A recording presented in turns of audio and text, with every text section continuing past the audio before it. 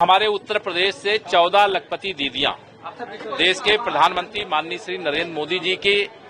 विशेष आमंत्रण पर 15 अगस्त को लाल किले पे जब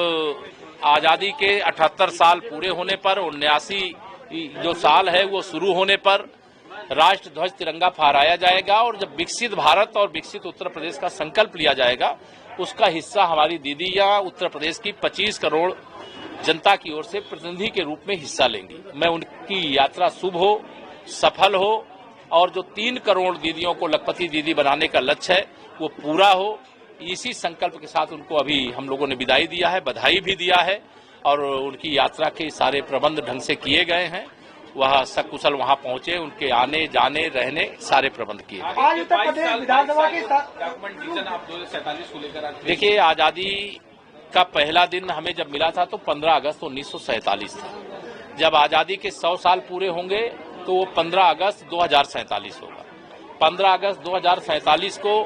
देश के अंदर या उत्तर प्रदेश के अंदर कोई गरीबी से पीड़ित न रहे, बीमारी से पीड़ित न रहे, कोई अशिक्षित न रहे, कोई बेरोजगार न रहे। जो आज विकासशील भारत, आत्मनिर्भर भारत बनने के लिए संघर्ष कर रहा है, विकसित भारत बने, यही संकल्प है। इस संकल्प को सफल बनाने के लिए उत्तर प्रदेश ने अपने कदम आगे बढ़ाए हैं और 24 घंटे का विधानसभा और विधान परिषद में ये जो सत्र चलने वाला है वो ऐतिहासिक है। तो मैं सबसे अपील करूंगा, जितने भी विधानसभा के सदस्य दलगत राजनीति से ऊपर उठ करके सब आज अगर चर्चा करेंगे तो 2047 में जब 15 अगस्त को भारत विकसित हो जाएगा तो देखेगी उस समय की पीढ़ी की जो उस समय सदन में चुन करके गए थे, उन्होंने विकसित भारत और विकसित उत्तर प्रदेश के लिए अपने क्या विचार रखे थे, उनकी सोच कैसी थी, उनके कार्य कैसे थे, उनका संकल्प कैसा था। इसलिए सबसे अपील है सब लोग एक साथ लेकर चलने की बात कर रहे हैं, लेकिन विपक्ष विरोध और वॉकआउट 2 दिन से लगातार हंगामा। देखिए, हम तो अपील यही करेंगे कि वो सदन का हिस्सा बने और ये विकसित भारत को लेकर के या कोई विषय विशेष को लेकर के नहीं, 2027 को लेकर के नहीं, वैसे 27 हो, चाहे 32 हो, चाहे 39 हो, 47 तक विकसित भारत बनने तक, विकसित उत्तर प्रदेश बनने तक देश और प्रदेश में भारतीय जनता पार्टी की अगुवाई में डबल इंजन की सरकार है और जनता के आशीर्वाद से रहेगी, ये मुझे पूरा विश्वास है। समाजवादी पार्टी को भगवान श्री कृष्ण जी से प्रार्थना है सद्बुद्धि दें,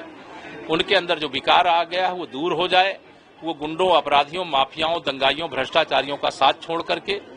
देश और प्रदेश के हित में काम करें, ऐसी ईश्वर से प्रार्थना करते हैं। आज तिरंगा यात्रा का प्रारंभ हुआ है, हर घर तिरंगा लगाने का अभियान यह शुरू किया गया है और माननीय प्रधानमंत्री श्री नरेंद्र मोदी जी ने कि आजादी 1947 में मिली, जब आजादी के 100 साल पूरे हों 2047 में विकसित भारत होना चाहिए, शक्तिशाली भारत होना चाहिए, गरीबी से मुक्त भारत होना चाहिए, सभी क्षेत्रों में नंबर 1 का भारत होना चाहिए। इस संकल्प को हर भारतवासी अर्थात 144 करोड़ लोग अर्थात 288 करोड़ लोग, 288 करोड़ भुजाएं देश की उठ करके खड़ी हो गई। सर, आज पहली बार जो है 24 घंटे का सदन चलने, ये ऐतिहासिक सत्र है विकसित भारत और विकसित उत्तर प्रदेश को लेकर के और सभी सदस्यों से अपील है कि अपना अपना विचार सदन में रखें कि 2047 में आने वाली पीढ़ी को कैसा भारत, कैसा उत्तर प्रदेश देना चाहते हैं, वो विचार रखेंगे, वो एक दस्तावेज बनेगा। आने वाली जो पीढ़ियां हैं उसको पढ़ेंगे कि हमारे